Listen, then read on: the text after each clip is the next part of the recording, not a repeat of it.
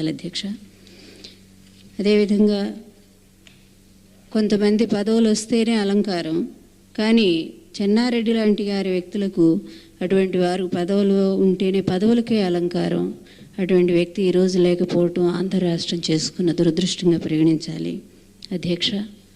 చెన్నారెడ్డి గారు నిర్వహించిన కార్యక్రమాలు, ఆయన సాగించిన పోరాటాలు, ఎన్నో ఉద్యమాలు ఈనాడున్న రాజకీయ నాయకులకు ఒక స్ఫూర్తివంతంగా, మరి ఒక ఆచరణీయంగా, ఆదర్శవంతమైన బాటలో నడిపించడానికి అనువైన శుద్ధ సిద్ధాంతాలు, ఎన్నో సూత్రాలు ఆయన రాజకీయ గ్రంథంలో ఎన్నో పొందుపరుచున్నాయని చెప్పి నేను భావిస్తున్నాను అధ్యక్ష. ఆయన సాగించిన తెలంగాణ పోరాటం 1969లో ఆయన తెలంగాణ ప్రజాసమితి పేరుతో వెనుకబడ్డ తెలంగాణ ప్రజలకు న్యాయం చేయాలని మరి సాగించినటువంటి పోరాటం ఇప్పటికి కూడా తెలంగాణ వారి గుండెల్లో ఆయన ఒక దేవుడిగానే చిత్రీకరించి నిలబెట్టినాయి. అంతేకాదు, ముఖ్యంగా ఉభయ జిల్లాల్లో ప్రపంచ బ్యాంకు ద్వారా ఆయన అందించినటువంటి సహాయం ఇప్పటికీ గోదావరి గుండెల్లో ఒక మరుపురాని స్మృతిగా ఆయన మిగిలిపోయారని చెప్పడంలో కొంచెం కూడా అతిశయోక్తి లేదు అధ్యక్ష.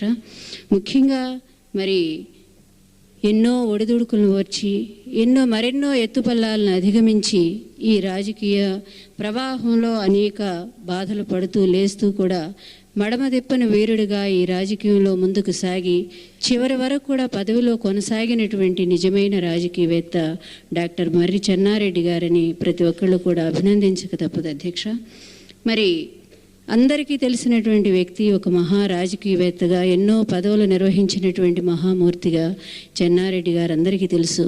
ఆయనలో ఉండేటువంటి మరో స్వరూపం కూడా గొప్ప ఆధ్యాత్మికవేత్తగా చెన్నారెడ్డి గారిలో నెలకొన్నటువంటి, మరి అది ఆ పడిలేచే కడలి తరంగంలాగా ఆయన రాజకీయ జీవితం కొనసాగితే అధ్యక్ష, మరి మందగించినటువంటి మహాసముద్రంలాగా ఆయనలో అణగారున్నటువంటి ఆధ్యాత్మిక స్ఫూర్తి అడుగడుగున ఆనాడు మరి వందే మాత్రం రామచంద్రరావు గారి ద్వారా 6 సంవత్సరాలు ఆయన అనర్హత పొందినప్పటికీ కూడా పట్టు విడవకుండా మళ్ళీ సాధించి ముఖ్యమంత్రిగా తన స్థానాన్ని నిలబెట్టుకున్నటువంటి చెన్నారెడ్డి గారు ఇంత స్ఫూర్తి ఎలా వచ్చిందని ఆలోచిస్తే దానికి ఆయన నిత్యం మరి చదివేటువంటి భగవద్గీత కానివ్వండి, ఆయన ఆచరించేటువంటి ఆధ్యాత్మిక జీవన విధానం కానివ్వండి, ఆయనకు అటువంటి మానసిక స్థైర్యాన్ని, ధైర్యాన్ని ప్రసాదించి రాజకీయ జీవితంలో ఒడిదుడుకులన్నింటినీ కూడా అధిగమించి ముందుకు నడిపించగలిగినటువంటి మహాప్రజ్ఞను సాధించి పెట్టినటువంటి ఆధ్యాత్మిక జీవితమే ప్రధాన కారణంగా ఆయన ఎన్నో సందర్భాల్లో చెప్పినటువంటి కూడా నేను చదివాను. నా జీవితంలో నేను చెన్నారెడ్డి గారిని ఒకసారి చూడటం తటస్థించింది అధ్యక్ష. బెంగళూరులో ఆయన పదవి పోయినప్పుడు, ముఖ్యమంత్రి పదవి పోయినప్పుడు మరి కొంత మానసిక విశ్రాంతి కోసం ఆయన అక్కడ కొన్ని ఆధ్యాత్మిక ప్రసంగాలు ఏర్పాటు చేసుకున్నప్పుడు నేను చూడటం తటస్థించింది. తర్వాత వారితో నాకు ఎప్పుడూ పరిచయం దొరకలేదు. నిజంగా ఈనాడు రాజకీయ జీవితంలో ఉన్నటువంటి ప్రతి వ్యక్తులు కూడా ఆచరించదగినటువంటి ఎన్నో సూత్రాలు చెన్నారెడ్డి గారి జీవితంలో అనేక ఉన్నాయి.